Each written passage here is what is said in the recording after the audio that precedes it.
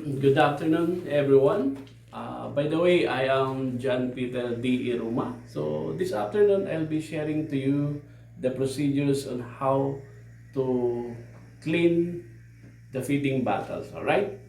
But of course, before we start with the procedures, make sure to it that we follow the safety protocols or we do the proper hygiene or the hand washing. Assuming that I have already done the hand washing, I just need to do sanitize my hand or sanitize my hands to make sure that this is clean before to start the procedures. All right. Another factor or another thing we need to consider is to prepare all the materials we needed. Bakit nga ba kailangan natin i-prepare lahat ng gamit na kakailanganin natin? This is to save energy and time. Of course, di ba? Matitipid natin yung oras at saka yung time. Another last thing is that hindi tayo palipat-lipat sa lugar kung saan natin kukunan yung kulang natin, and by that way maiwasan natin yung cross contamination kasi clean na nga yung hands natin before we proceed with the procedure. So ano mga kailangan natin, what else we needed before we start the procedures. So I'll be mentioning right now the mat, the clean mat to make sure na yung spoil or yung pagkalat ng sabon sa table maiwasan natin. So of course yung spills ng water surround ng table. So kailangan natin 'yon. Different three basins kasi wala tayo sa sink or sa running water. So kailangan natin na gagamitin natin sa pagsabon, sa pagbanlaw at saka final rinse ng baby bottles at saka yung mga materials na lilinisin natin. Diba? So we have also the different bottles with measurement yung kailangan natin. Yung sponge, gagamitin natin sa outside surface ng bottles. Of course, yung softy lang para hindi maiwasan yung scratch ng outside the bottles.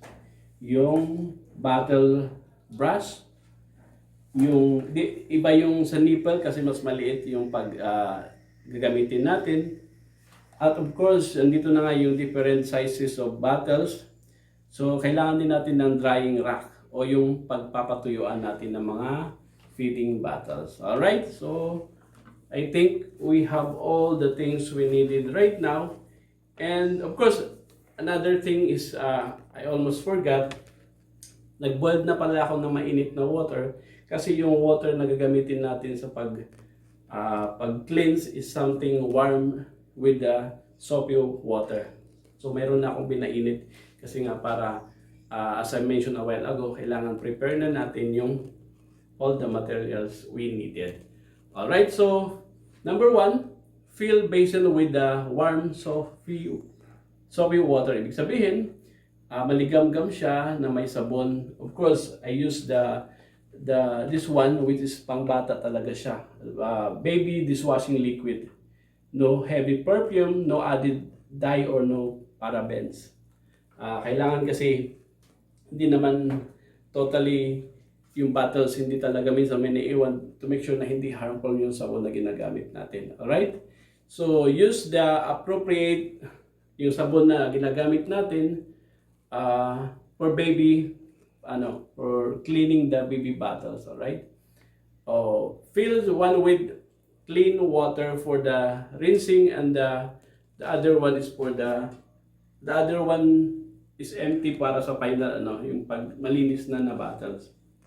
All right, so it is good idea to rinse the feeding bottles in a running water to remove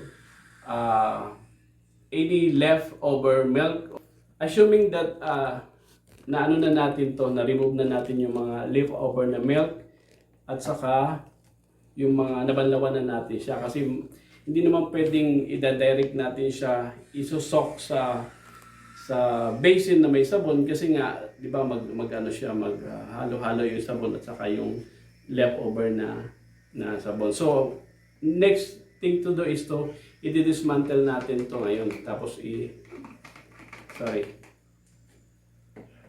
kailangan ko palang lagyan ng, so I have prepared already the basin with the warm water. So kailangan ko lang ilagyan ng soapy, ano, i-drop ko lang. So I think mga 5 to 3 to 5 drops is enough. And then, kailangan natin i-dismantle itong ating mga feeding bottles into different parts. And then, isusok natin siya sa basin.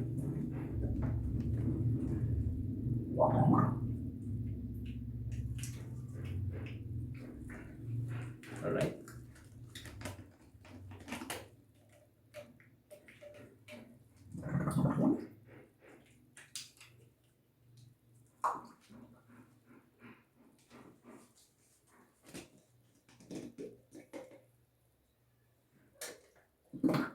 Okay. Tuloy lang natin siya hanggang sa maano natin lahat.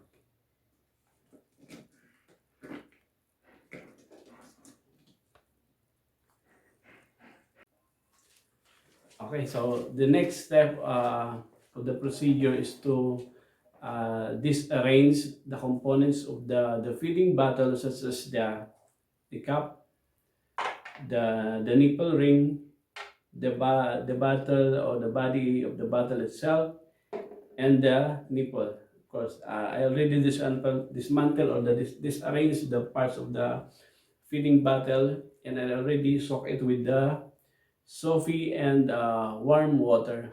This is to make sure that to dissolve the over milk, leftover milk that stuck, and will help it clean easier kasi nakababad siya, and lukewarm yung water niya, hindi naman yung kainitan, right?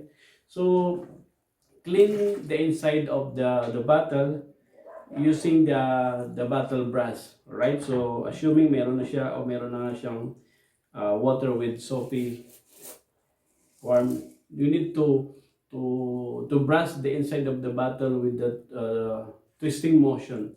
So di ba, tinitwist natin siya, ganyan, para ma-remove yung milk leftover.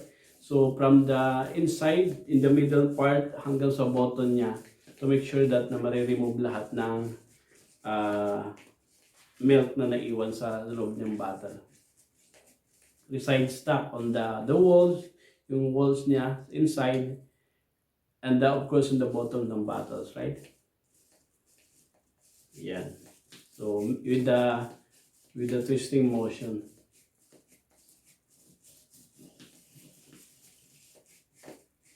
Alright, so of course kailangan natin gamitan ng small brush para dito sa nipple, nipple ring niya. And of course, yung ating sponge, ito, yung sponge natin para dito sa outer part. Hindi yung wraps, ito lang yung softy lang ang kailangan natin to make sure na hindi siya mag-produce ng scratches sa bottle. And then, i-separate natin yung nasabunan natin into a clean, separate basin para make sure na alam natin yung natapos na. So, follow the same procedure with the other bottles with the twisting motion, of course, from the bottom to the middle to the bottom.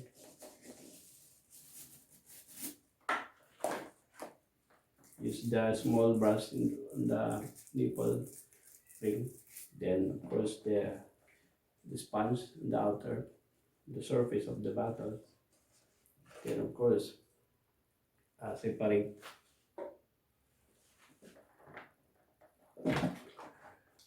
So the same procedure with the other bottle.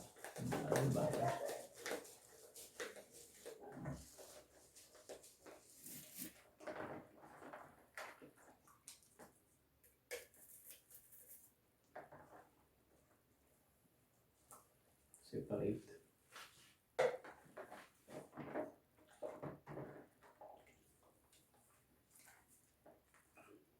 Use the nipple brush to remove the stubborn milk residue in the if necessary. And be careful not to scratch the surface of the feeding bottles, right?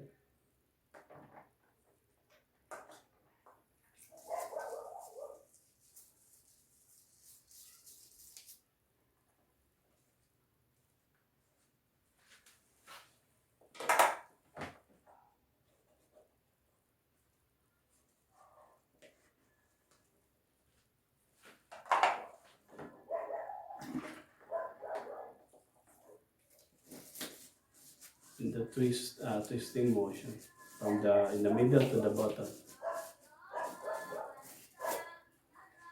Use the sponge on the outer surface to and make sure to avoid scratches.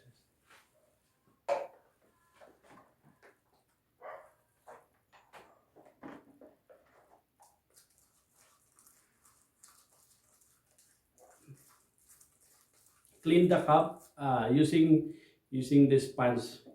Gamitin natin yung sponge para hindi, of course, to sponge, be careful not to scratch the surfaces of the cup, right?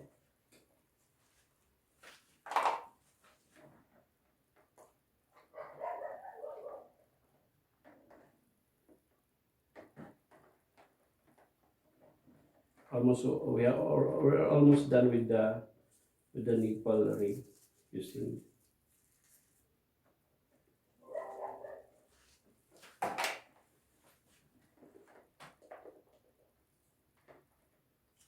And then using the hands, clean the nipple, but make sure not to push hard because you may rupture the nipple, right? So there are different nipple sizes appropriate to the age of the baby in feeding. Guys, let's proceed with the rinse or pagbabanlaw ng mga parts ng feeding bottles. Unahin ko yung nipples, right?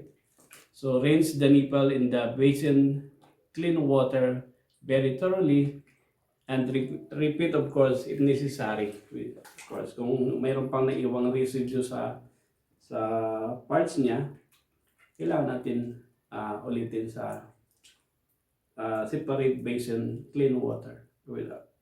Separate basin with clean water. And then inspect any tears and damages and place in the drying rack if they are really fine or malinis na. And rinse the rest of the component thoroughly. The cup, include na natin yung nipple ring. Salo siya. Ihuli na natin yung body itself. Rinse, of course, repeat if necessary in the separate basin na may clean water. Since hindi running water, kailangan natin ng separate basin with the final sa pagbabanlaw to make sure na wala may iwang residue. Of course, after rinsing the parts, kailangan natin air dry sa drying rack.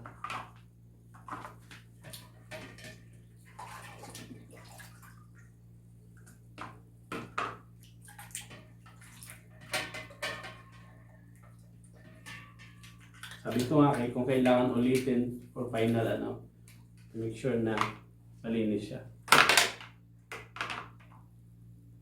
So next natin is yung body itself.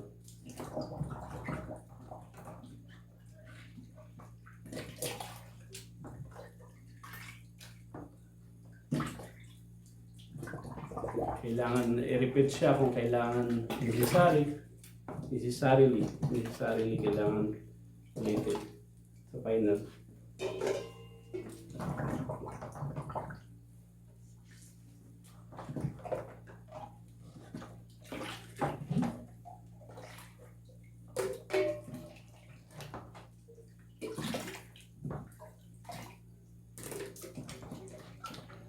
And natin. Dahil nga wala tayo sa running water, kailangan natin ng separate basin for the final. Make sure na yung final pag-rinse natin is talaga malinis siya.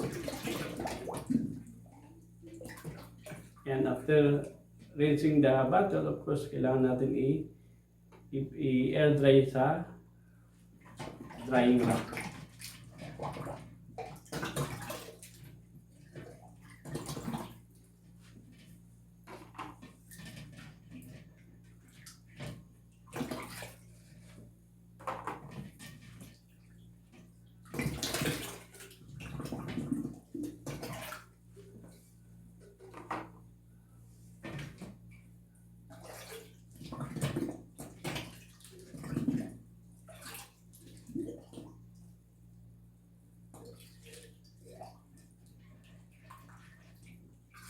Of course, kailangan natin din i-check yung nipple with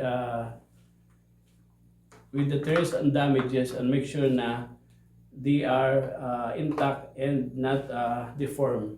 Wala siyang crack o wala siyang punit sa middle part.